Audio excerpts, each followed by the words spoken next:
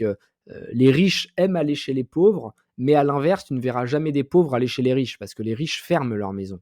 Donc, il faut réussir à s'entourer, réussir à trouver les personnes qui vont croire en toi et effectivement, ce à quoi tu fais allusion, c'est que quand j'étais jeune, je créais des SCI, donc des sociétés immobilières, où, j'avais des profils dans la boîte, 4-5 personnes qui travaillaient dur, qui faisaient les travaux, qui passaient le week-end, qui trouvaient les deals et cetera et un ou 2 riches qui avaient des capacités de financement, des capacités de levier bancaire et du coup qui se portaient garant pour nous, et eux sans travailler du tout, bah, ils gagnaient de l'argent grâce à ce levier-là. Donc c'était un peu injuste parce qu'ils faisaient rien et ils gagnaient plus que nous, mais au moins ça nous permettait de commencer, ça nous permettait de gagner de l'argent et quand on commence, il faut pas être difficile. Je vois beaucoup trop de jeunes qui se disent: «Bah, donnez-moi ça et après je ferai». Non, dans la vie, c'est pas ça. D'abord, tu fais tes preuves et une fois que tu as fait tes preuves, tu peux demander à être rétribué. Tu vois, moi, dans l'investissement, pendant 3 ans ou 4 ans, j'ai donné les meilleurs deals à plein de gens autour de moi. Je leur ai fait gagner énormément d'argent. J'ai jamais demandé 1 euro. J'ai jamais gagné 1 euro sur eux. Bah, maintenant, tu vois, je suis en train de créer, des clubs pour justement que les gens qui veuillent, investir avec moi, mais ils puissent le faire, mais que tout le monde gagne en même temps et ça, c'est un sujet que j'annoncerai dans quelques semaines, quelques mois. Heu, Au début, j'ai commencé par tout faire gratuitement et dans la vie, c'est ce qu'il faut faire donc n'attendez pas trop des autres, donnez et à un moment, ça reviendra. Et ce serait des sortes de juste de club deal ou comme un vrai fonds d'investissement et ils seront comme des LP? C'est des gens qui pourront investir à mes côtés, et qui du coup, seront investisseurs, mais ils pourront le faire sur des petits montants, 5 000 €, 10 000 € et moi je leur donnerai accès à mon deal flow, donc aux meilleurs Ouais, dossiers, d'accord. que j'ai, et du coup, bon, beh, ils pourront rentrer dans des dossiers qui habituellement sont inaccessibles parce Hors qu'il faut marché. mettre des gros billets qui sont hors marché, et en fait, c'est comme dans l'immobilier. Les meilleurs deals, ils arrivent jamais sur Le Bon Coin ou Se Loger. Ils sont déjà vendus avant même d'être sur le marché public. Bah, dans les startups, c'est la même chose. Une startup qui lève de l'argent, les top startups, le deck ne va même pas sur le marché. Ça se passe entre quelques investisseurs en off, c'est confidentiel. Et du coup, nous, on a fini la levée de fonds alors que les autres n'ont même pas vu le dossier. Et c'est grâce à ce genre de dossier off-market qu'on arrive à avoir des performances qui sont complètement folles.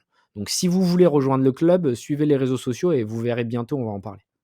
Nice, nice. On l'a eu en exclu. Je pense, le temps que l'émission sorte, j'aurai peut-être déjà le lien que je pourrais, insérer dans la description.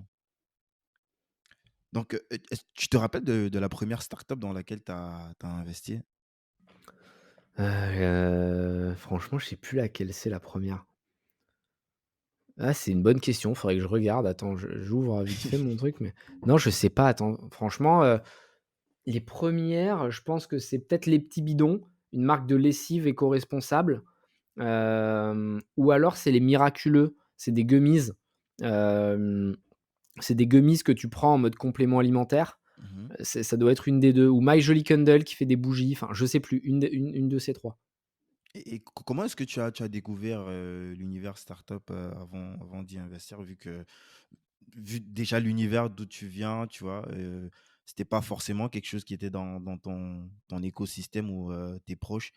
Heu, comment tu rentres dans ça? Ouais, j'ai découvert ça par hasard en voulant créer Feed. J'ai fait des recherches et j'ai vu qu'il y a des gens qui levaient des fonds et je me suis dit: «C'est ouf ça, les gens ils te donnent des millions comme ça alors que ton business il est même pas lancé», et du coup j'ai essayé de lever des fonds et j'ai levé 500 000 €, puis après j'ai levé 3 millions, puis 15 millions, puis 15 millions, et c'est en cherchant que j'ai trouvé. C'est-à-dire qu'il y a une phrase qui dit: «L'action mène à la stratégie et pas l'inverse», et du coup ça sert à rien de trop réfléchir, d'attendre, de creuser, de faire des business plans. Lancez-vous, allez de l'avant et c'est comme ça que vous arriverez à évoluer, à être une meilleure personne, et du coup, en créant Feed, je me suis dit: «Bah, je vais investir en parallèle» parce que j'ai plein de gens qui me donnaient leur dossier et c'est comme ça que ça s'est fait. Donc, Feed, on va revenir sur la création, hein. Et du coup, comment est-ce que parce que c'est tout un métier, il y a des gens qui se forment juste pour, investir, l'argent des autres. Est-ce que peut-être, je sais pas, peut-être ton parcours tes 6 mois de stage, peut-être c'est ça que ça t'a aidé un petit peu? Comment est-ce que tu, est-ce que dès le début, tu as su faire des bons coups ou alors, tu as appris en faisant, tu as perdu de l'argent? Est-ce que tu en as gagné un peu? Au moins tes break-even, je sais pas? Ouais, j'ai perdu beaucoup pour apprendre. Moi, je considère qu'il faut perdre pour apprendre et c'est valable pour tous les sujets. Quand j'ai fait de l'immobilier, j'ai fait des mauvais achats au début. Quand j'ai acheté des montres, je les ai achetées trop chères. Quand j'ai acheté des voitures avec le moteur qui pétait. J'ai fait des erreurs à chaque fois que j'ai essayé des trucs. Mais par contre, j'ai appris. Et là, dernièrement, c'est le Web 3. J'ai fait plein d'erreurs sur le Web 3 au début, quand j'ai acheté des cryptos, quand j'ai acheté des NFT, quand j'ai fait de la DeFi, etc., etc., quand je minais au début.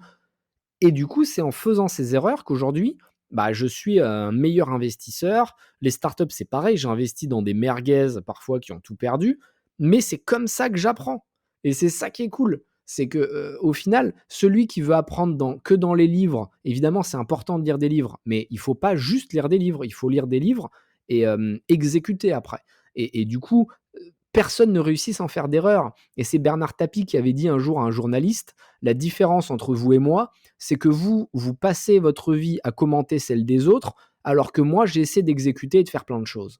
Et c'est exactement ça. Être un humain qui réussit, c'est être un humain qui échoue et qui, indéfiniment, perpétuellement, se relève à chaque erreur.